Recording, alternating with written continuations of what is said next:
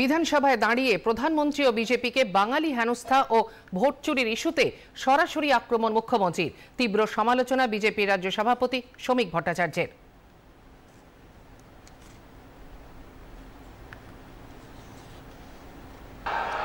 বাংলা ভাষার উপর অত্যাচার করে অ্যান্টি বেঙ্গলি, যাতে মানুষ আমাদের কথা শুনতে না পায়, সেই জন্য আমি অনেকক্ষণ ধরে আমাদের রুলিং পার্টির মেম্বারদের শান্ত থাকতে বলেছি।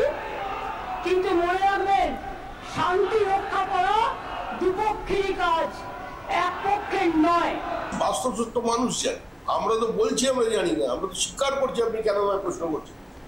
বিজেপি বাংলা ভাষাটাই জানে না, আর আপনি বলছেন কবে থেকে লোক জিজ্ঞেস, আপনি চলে যান, আপনারা দেখুন একবারে, আপনারা আমাদের লোক, আমাদের পার্টি অফিস থেকে লোক আছে কলেজ স্ট্রিটে, আমরা ওই বইটা খুঁজতে চাইছি যেটা মুখবন্ধু আলাপন বন্দ্যোপাধ্যায় লিখছিলেন, 2500 বছরের পুরনো বাংলা। শুরু থেকে শুরু করতে হবে। আপনি যখন প্রথম স্কুলে গেছেন, হয় এবিসিডি লিখেছেন, নয় অ ক খ লিখেছেন, আমরা তো বাংলাটাই জানবো কি করে, ওই বইটা তো আমরা পড়ি 2500 বছরের পুরনো বাংলা।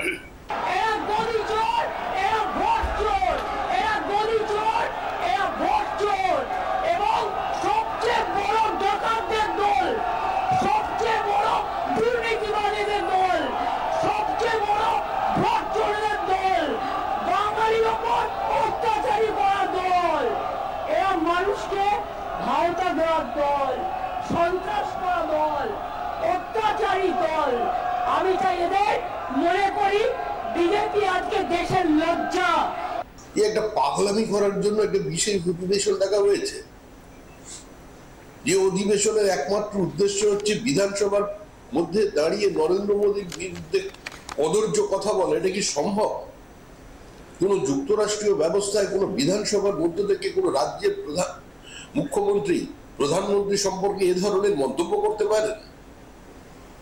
বিরোধী দলনেতাকে সাসপেন্ড করে বিধানসভার অধিবেশন চলতে পারে? বিরোধী দলনেতা তো মুখ্যমন্ত্রীর পরেই সংসদীয় গণতন্ত্রে তাকে আগের দিন সাসপেন্ড করে দেওয়া হলো। তারপরে বিজেপির অন্য বিধায়কদের উপরে আক্রমণ করা হলো, নেমে এলো, মুখ্যমন্ত্রীকে ওয়েলে নেমে আসতে হচ্ছে।